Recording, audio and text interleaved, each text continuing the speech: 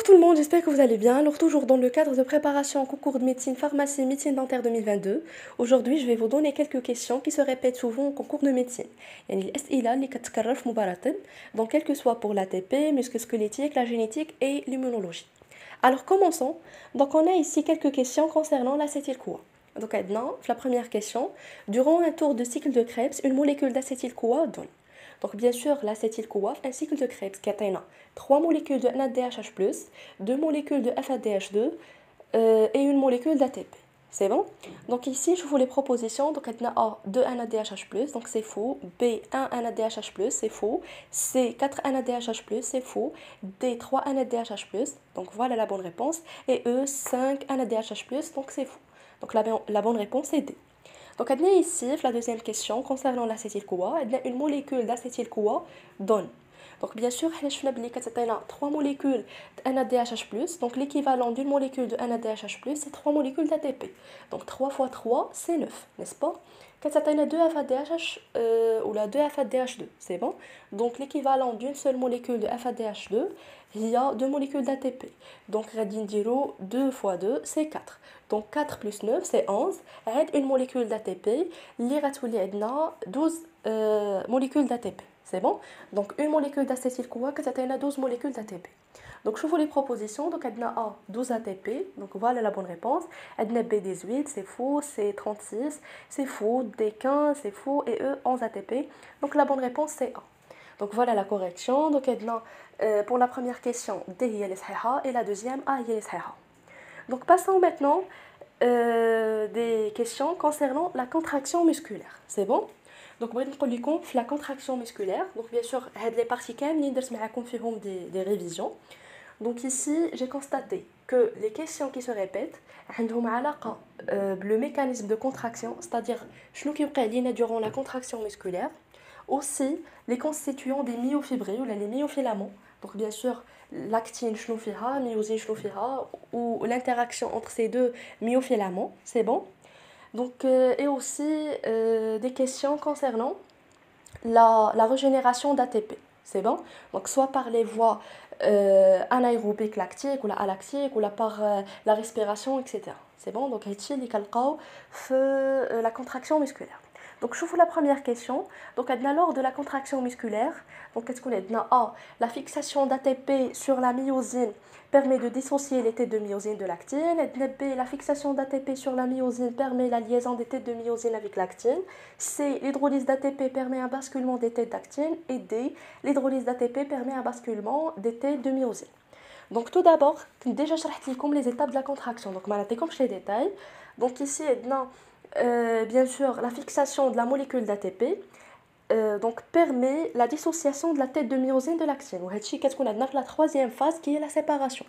Donc A, il y a les صحيحة et aussi l'hydrolyse d'ATP. Donc l'hydrolyse d'ATP au niveau des têtes de myosine, c'est bon. Donc permet la libération de l'énergie nécessaire à l'activation et au redressement, le basculement des têtes de myosine de 90 degrés. C'est bon. Donc les bonnes réponses sont A et D. Donc, nous avons d'abord la deuxième question. Donc, la phosphocréatine intervient dans la régénération rapide d'ATP. Donc, bien sûr, la régénération rapide d'ATP fait la voie de phosphocréatine ou bien sûr, en absence d'oxygène. Il y a une voie anaérobique. C'est bon? Donc, la bonne réponse c'est A. Donc, la troisième question, donc, la troponine est l'un des constituants. Donc bien sûr, je vais les myofilaments épais et les myofilaments fins. Donc les myofilaments fins sont les myofilaments d'actine, c'est bon? Ou l'actine, les molécules d'actine, tropomyosine et troponine. Donc la troponine, les filaments d'actine, donc la bonne réponse c'est E. Et la dernière question, donc à propos de la contraction musculaire.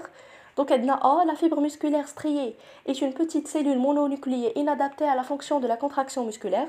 Donc, bien sûr, c'est faux. Donc, la fibre musculaire, donc, il y a la contraction musculaire et elle est multinucléée. Donc, A, c'est faux. B, le sarcomère n'est pas impliqué dans la contraction musculaire, donc bien sûr c'est faux. On a dit que l'unité fonctionnelle d'un muscle strié squelettique, c'est le sarcomère, donc B c'est faux. Donc on a C, la glycolyse ne se fait pas dans le muscle squelettique, Donc c'est faux. Donc on a bien sûr le musculosquelettique, donc donc il y a intervention de la respiration cellulaire et parmi les phases de la respiration cellulaire, on a la glycolyse. Donc c'est faux. Donc les myofibrilles musculaires n'ont aucun rôle dans la transformation de l'énergie emmagasinée dans l'ATP en énergie mécanique. Donc bien sûr, les myofibrilles ont un rôle dans l'énergie mécanique, la contraction musculaire bien sûr en utilisant l'énergie qui se forme d'adénosine triphosphate. Donc, dès que il y a fou, il y a la bonne réponse. Donc, la créatine phosphate est considérée comme une réserve d'énergie d'urgence permettant de régénérer l'ATP. Donc, bien sûr, on a vu que la régénération rapide d'ATP, la créatine. Donc, il y a la bonne réponse. Alors, passons ici des questions concernant, bien sûr, le mode et la nature d'expression de l'information génétique. Donc ici maintenant j'ai constaté بلي كيتعاودوا بزاف ديال لي كيسيون اللي عندهم علاقه l'ADN et l'ARN ou la différence بيناتهم c'est bon. Donc ici خديت لكم quelques exemples. Donc عندنا ici l'ADN ou l'acide désoxyribonucléique. Donc عندنا A, l'ADN est constitué d'un groupe phosphate et de 4 bases azotées A, U, C, G. Donc هنا كون كان عندنا l'ARN c'est une bonne réponse ولكن عندنا l'ADN ما فيش l'uracile فيه la thymine donc A c'est faux. Donc B, l'ADN est constitué d'un groupe phosphate et de 4 bases azotées A, T, C, G. Donc c'est vrai qu'il y a la thymine, mais normalement l'ADN fait un sucre qui est le désoxyribose. Donc B c'est faux. Donc C, l'ADN est constitué d'un groupe phosphate de désoxyribose et de 4 bases azotées A, T, C, G. Donc voilà la bonne réponse. Donc C c'est correct. D, la structure de l'ADN ne correspond pas à une double hélice, donc c'est faux normalement. Ce qui caractérise la structure d'ADN, c'est sa forme particulière qui est en double hélice, c'est bon. Ou bien sûr, la double hélice est constituée des nucléotides qui sont liés par des liaisons hydrogènes, donc D, c'est faux. Et E, le nucléotide est formé par l'association d'une base azotée et d'un groupe phosphate, et normalement, un sucre. Donc E, c'est faux, puisque maintenant, le sucre. Donc la bonne réponse est C. Donc je vous l'autre question. Donc ici on a la molécule d'acide désoxyribonucléique ADN est constituée de 2 brins nucléotidiques et chaque nucléotide est composé de. Donc on a dit que chaque nucléotide dans l'ARN est composé d'un acide phosphorique ou là, un groupe phosphate, d'une base azotée et d'un sucre qui est le désoxyribose. Donc je vous les propositions qu'on a. Donc A, l'acide phosphorique, du ribose. On a dit le désoxyribose, le ribose qu'elle l'ARN. Donc A c'est faux. B, a 2 acides phosphoriques. Non, seulement un seul acide. Ou dis-moi une fois la première information incorrecte, donc c'est pas la peine de la proposition comme là afin de ne pas perdre du temps, c'est bon. Donc B c'est faux. Donc C, a l'acide phosphorique, voilà, a le désoxyribose, c'est juste, et a une base azotée. Donc C, il y a la bonne réponse. D, a l'acide phosphorique, le désoxyribose et de 2 bases azotées, normalement il y en a une seule. Et E, a l'acide phosphorique, de ribose et de 2 bases azotées. Donc il y a donc la bonne réponse c'est C. Alors passons à la troisième question, donc dans l'ADN, choisir la réponse fausse. Personnellement, j'aime le genre de questions parce que déjà, qu'est-ce qu'on a une seule réponse qui est fausse et vous allez gagner 3 ou 4 informations qui sont correctes. C'est bon? Donc, le genre de questions durant la préparation. Donc A joue un rôle important dans la mitose. Donc bien sûr c'est juste puisque la mitose, quelqu'un fait l'ADN, bien sûr, l'information génétique ou qui bien sûr durant la mitose la division d'une cellule mère à 2 cellules filles. Donc ainsi la division du matériel génétique qui se forme de molécules d'ADN. Donc A c'est correct, mais il y a la réponse fausse qu'on cherche. Donc B est constitué de séquences de nucléotides, donc oui c'est juste, donc il y a la réponse qui est fausse. Donc C se trouve uniquement dans le noyau, donc c'est faux, parce que l'ADN fait d'autres structures, par exemple la mitochondrie. C'est bon, on parle de l'ADN mitochondrial. Donc c'est faux, donc voilà, il y a la bonne réponse, donc il y a bien sûr la réponse fausse. D se trouve sous forme de double hélice, bien sûr c'est juste, et E comporte des liaisons hydrogènes entre les bases azotées, bien sûr la guanine ou la cytosine qui ont 3 liaisons hydrogènes, et l'adenine ou la thymine qui ont 2 liaisons hydrogènes. C'est bon? Donc la bonne réponse est C. Donc ici, l'ARN se distingue de l'ADN par. Donc la question déjà que nous avons. Donc dis-moi la comparaison entre l'ADN ou l'ARN. Donc A, le sucre qui est un ribose, c'est vrai. Donc l'aérien كنلقاو فيه un sucre qui est le ribose et par une base azotée différente. Voilà donc la différence qui est là في le sucre وكاين حتى في la base azotée اللي كتكون bien sûr la thymine ou في l'aérien كتولي l'uracil. Donc A c'est correct. Donc B le sucre qui est un ribose et par deux bases azotées. Non, عندهم غير une seule qui est différente. Donc C le sucre qui est un désoxyribose et par quatre bases azotées différentes. Non, عندهم غير une seule. D le sucre qui est un ribose et par plusieurs bases azotées qui sont différentes. Donc D c'est faux. Et E le sucre qui est un désoxyribose. Non, le désoxyribose كنلقاو في l'ADN mais chez l'ARN. Donc faites attention. Donc la bonne réponse c'est A. Donc maintenant, on va des questions concernant les divisions cellulaires, donc la mitose et la méiose. C'est bon? Donc on a ici, quelle est la phase qui précède la mitose cellulaire? Donc bien sûr, قبل من la mitose, la duplication du matériel génétique durant l'interphase. Donc la bonne réponse c'est D. C'est bon? Donc le crocinover se produit pendant. Donc bien sûr, on a déjà parlé de crocinover, donc on a déjà parlé de brassage génétique qui a le rôle bien sûr d'amplifier le matériel génétique, c'est bon, ou de donner bien sûr plusieurs gamètes. Donc le crocinover, on a dit qu'il se réalise durant la prophase 1, c'est bon, de la méiose. Donc A, la prophase 1 de la méiose, donc c'est juste. Donc B, la prophase 1 et la métaphase 1 de la méiose, donc c'est faux. C, l'anaphase 1 de la méiose. L'anaphase 1 qui a le brassage interchromosomique, mais intrachromosomique. Donc C, c'est faux. Donc D, la télophase 1 de la méiose, donc c'est faux. Et E, l'anaphase 1 et la télophase 1 de la méiose, donc c'est A. Donc la bonne réponse c'est A. Donc la troisième question est là, durant la mitose, donc on doit choisir une réponse unique qui est fausse. C'est bon? Donc A est dans la formation de deux cellules filles semblables à la cellule mère, c'est juste. Donc on a dit bien sûr la mitose qui connaît une cellule mère, bien sûr diploïde. Donc il y a une succession de divisions, bien sûr la prophase, la métaphase, l'anaphase et la télophase.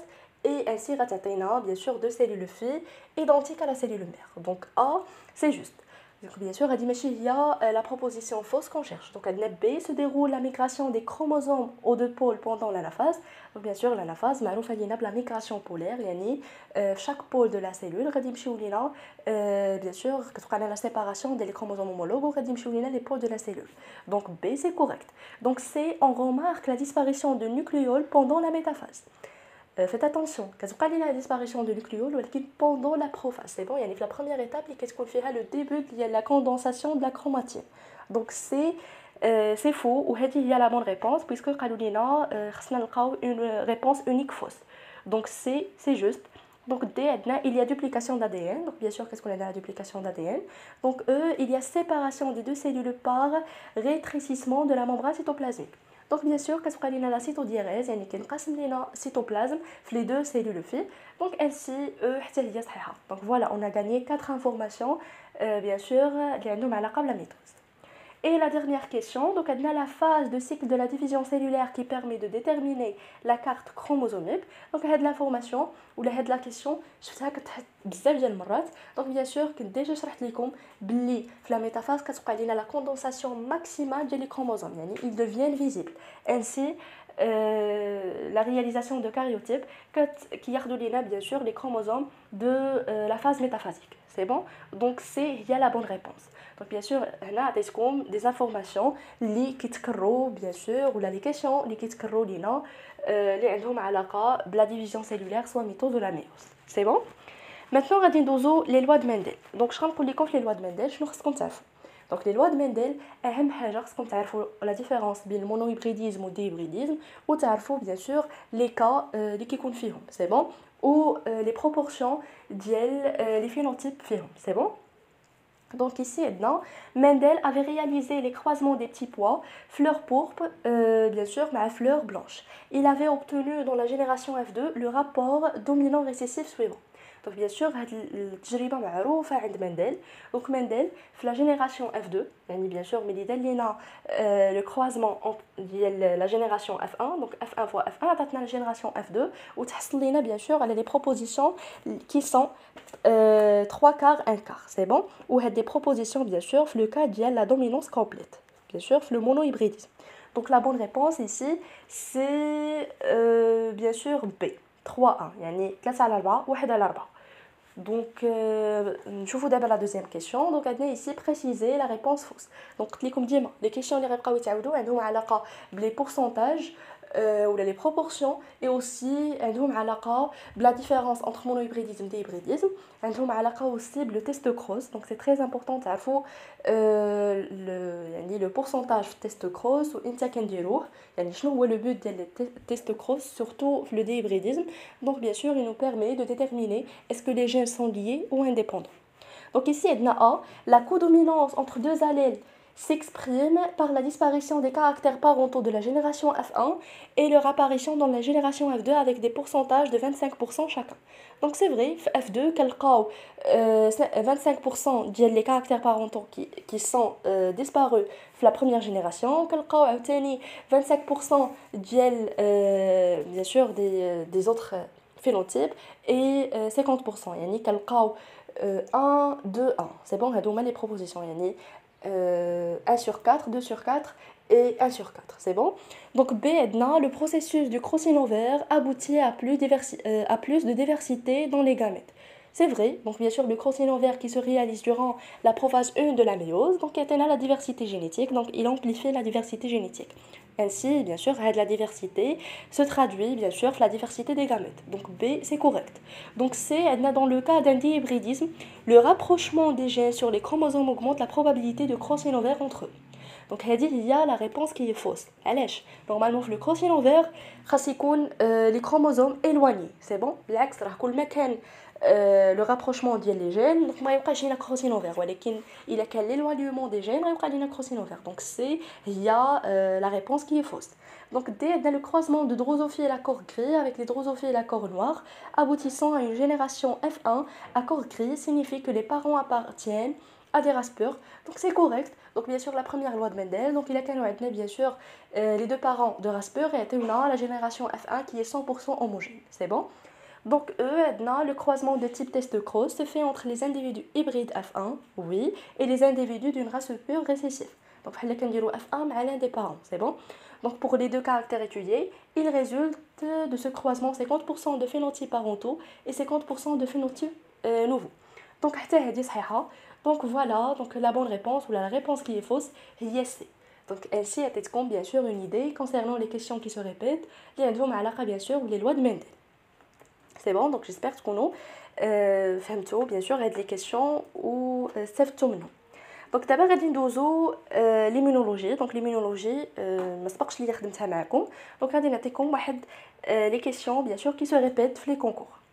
Donc ici, ce que j'ai constaté, donc les questions liées à une relation le VIH ou là, le virus d'immunodéficience humaine, donc ils ont des questions. Donc, le virus, c'est bon. Donc ici, l'infection par le VIH est suivie quelques semaines par. Donc normalement, une fois bien sûr le corps غادي يكون يعني غادي يتصاب بهذا الفيروس دونك غادي يدوز واحد المده يعني ديال اسبوع غادي يعطينا دي زانتيكور bien sûr ضد هذا الفيروس سي نورمال. Donc شوفوا les propositions. Donc عندنا A, l'apparition des premiers anticorps dirigés contre le VIH, donc c'est juste, donc A est la bonne réponse. Donc عندنا B, un effondrement total des défenses immunitaires, donc c'est faux. عندنا C, diminution de la concentration des T4. Non, l'apparition des maladies opportunistes, c'est faux. Et eux, diminution de la population de virus de VIH. Non, donc la bonne réponse, il y a A, il y a l'apparition des premiers anticorps. Donc, on a la deuxième question, bien sûr, la VIH. Donc, on a l'infection par VIH, virus d'immunodéficience humaine, se caractérise principalement par la destruction de la cellule type. Donc, normalement, une fois qu'il trouve le VIH, donc, bien sûr, qu'il y a les lymphocytes T4, c'est bon. Donc les lymphocytes T4 possèdent à leur surface la petite serrure qui s'appelle CD4, c'est bon, qui sert d'accrocher le VIH. Donc une fois le VIH parvient à pénétrer dans la T4, donc bien sûr elle va la détruire, c'est bon. Donc bien sûr après l'infection par le VIH, donc on a la destruction des lymphocytes T4. Donc ici la bonne réponse est C, c'est bon. Donc nous avons d'abord la troisième question. Donc on a les lymphocytes B ou on a la quatrième question fait les lymphocytes T ou là les lymphocytes cytotoxiques. Donc bien sûr اي حاجه عندها علاقه بلي lymphocytes donc شنو كينتجوا لينا شنو الدور ديالهم etc. donc خصكم تكونوا عارفينها سي بون. donc هادو bien sûr بانوا ليهم الاسئله اللي كيركزوا عليهم بزاف لي كونكور. Donc ici on a les lymphocytes B. A peuvent présenter l'antigène ou lymphocyte T4, non, ça n'a rien à voir. Donc B sont capables de produire des interleukines 2. Normalement, les interleukines, qui nous les LTH, c'est bon, et aussi peuvent être produites par des lymphocytes T cytotoxiques, c'est bon. ولكن les lymphocytes B ما عندهم حتى شي علاقة في la production des interleukines. Donc B c'est faux. Donc عندنا C sont capables de sécréter les anticorps dans le sang. Donc c'est juste. Donc bien sûr هما اللي كيديروا لينا la synthèse des anticorps. Et D peuvent intervenir dans les réactions allergiques. Oui. Donc عندهم واحد الدور bien sûr في l'intervention contre les réactions allergiques. Donc D c'est juste. C'est bon.